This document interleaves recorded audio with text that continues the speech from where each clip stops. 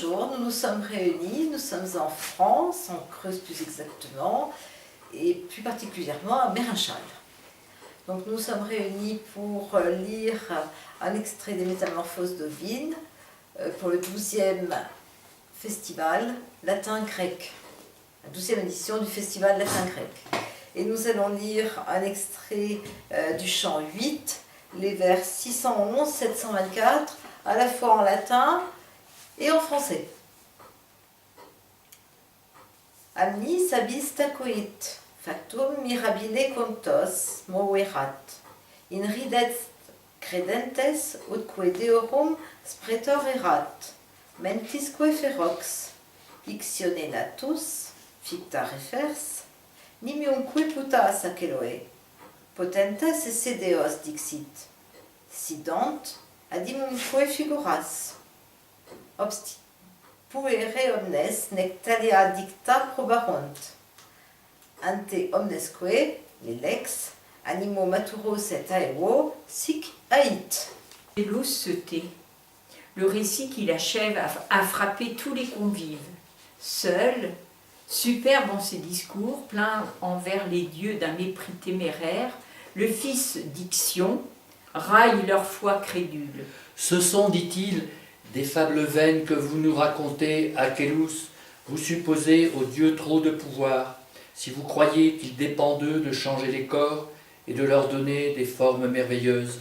Tous les convives s'étonnent, ils condamnent ce discours impie, et le sage Lélex, dont l'âge a mûri la raison, prenant la parole, « La puissance des dieux est, dit-il, immense, infinie, et tout ce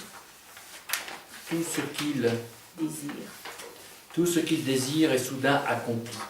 Pour vous en convaincre, écoutez, on trouve sur les monts de Phrygie un tilleul, à côté d'un vieux chêne, dans un enclos qui enferme un mur léger.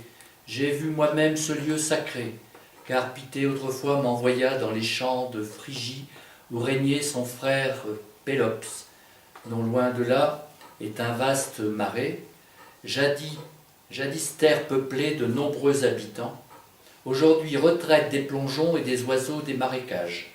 Jupiter, sous les traits d'un mortel, et le dieu du caducée qui avait quitté ses ailes, voulurent un jour visiter ces lieux. Ils frappent à 1000 portes, demandant partout l'hospitalité. Et partout, l'hospitalité leur est refusée. Une seule maison leur offre un asile. C'était une cabane humble, assemblage de chaumes et de roseaux. Là, Philémon et la pieuse Baucis, unis par un chaste hymen, ont vu s'écouler leurs beaux jours. Là, ils ont vieilli ensemble, supportant la pauvreté et par leurs tendres soins, la rendant plus douce et plus légère. Il ne faut chercher dans cette cabane ni serviteur ni maître.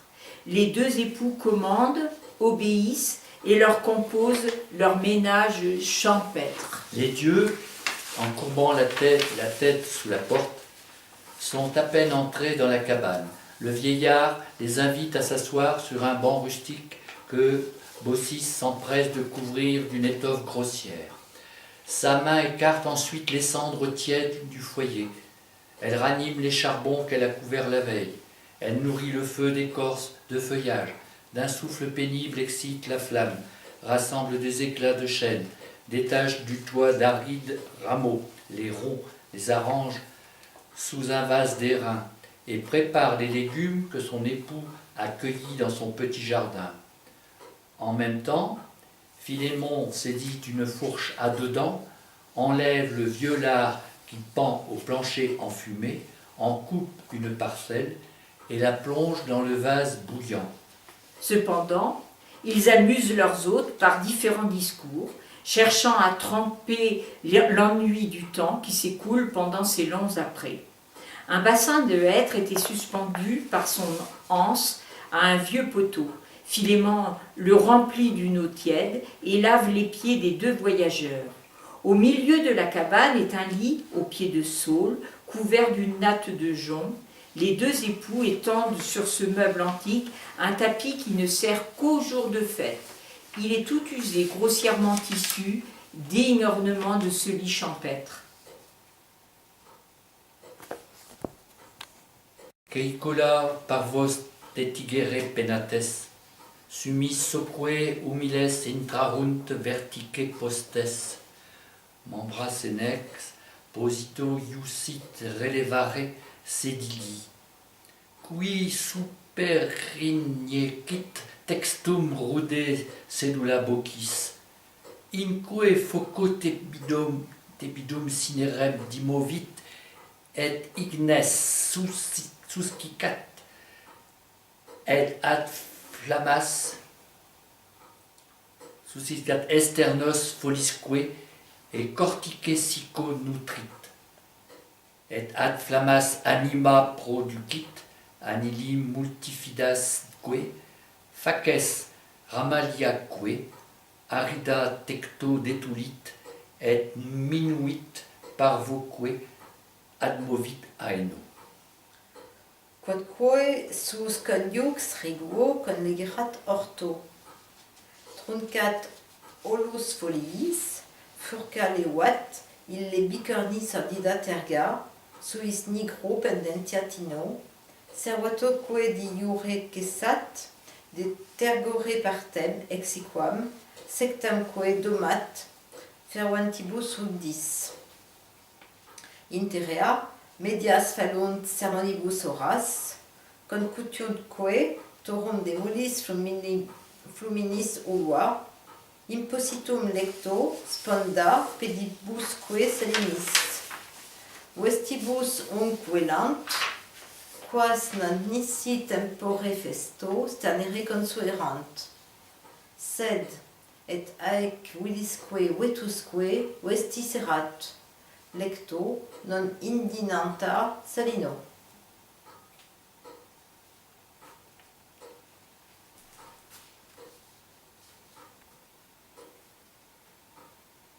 Les dieux daignent s'y placer.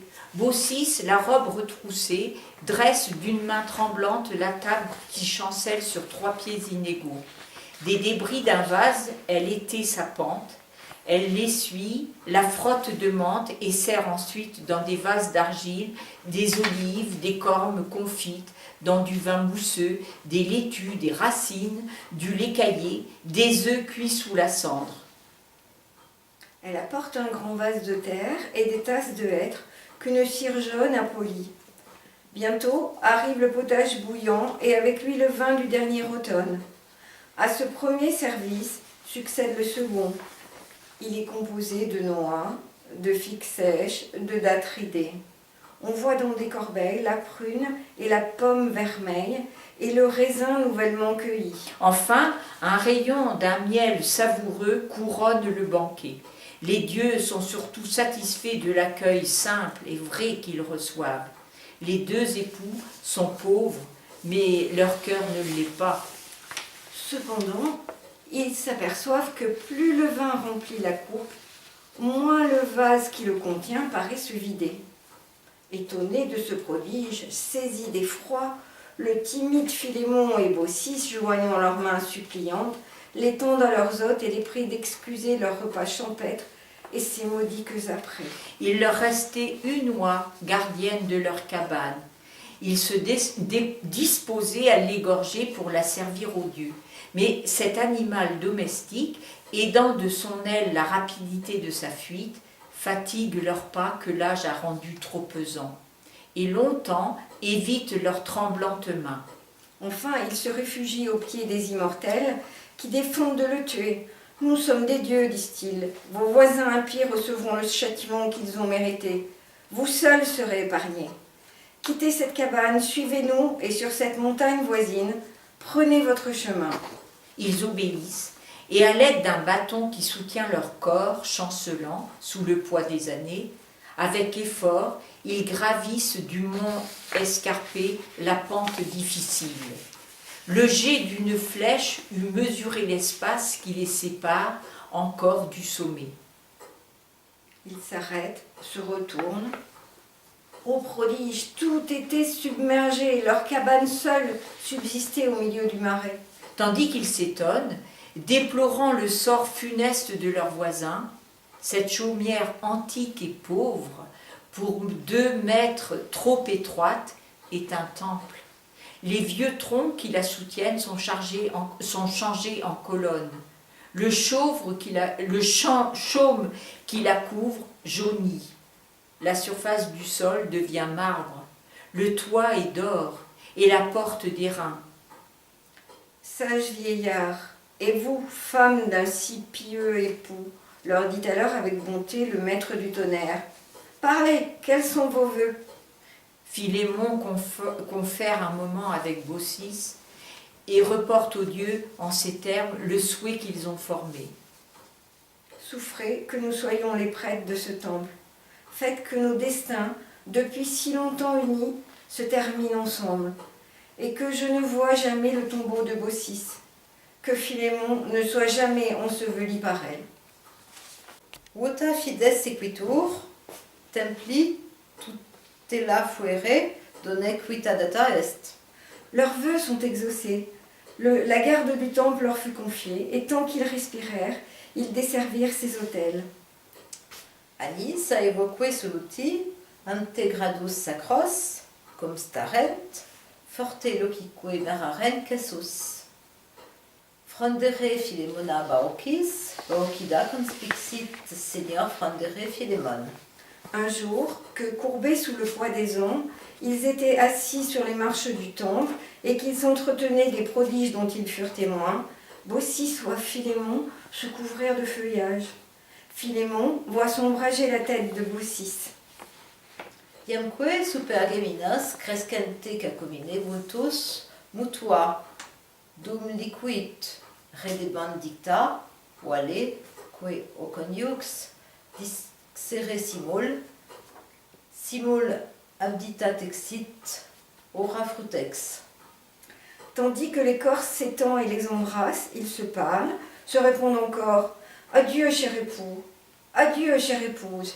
Et l'écorce monte, les couvre et leur ferme la voie. Ostendi caduc, tuneuius, illic incola de gemino wikinos corpore troncos. Aec, mi non vani neque erat, cur falere velent, narrare senes. Le pâtre de Phrygie montre encore aux voyageurs les 2 troncs voisins qui renferment leur corps. De sages vieillards m'ont conté cette aventure. Ils n'avaient aucun intérêt à tromper. J'ai dû les croire. Equidem pendentia vidi. Certa super ramos podensque recentia dixi, cura deum dicint, et qui coluere colantur. J'ai vu des festons de fleurs pendre à ces arbres et les entrelacer. Je les ai moi-même ornés de guirlandes nouvelles et j'ai dit « La piété des mortels est agréable aux dieux, et celui qui les honore mérite d'être honoré à son tour. » Prosit et voilete. C'est beau. C'était très bien, c'est un beau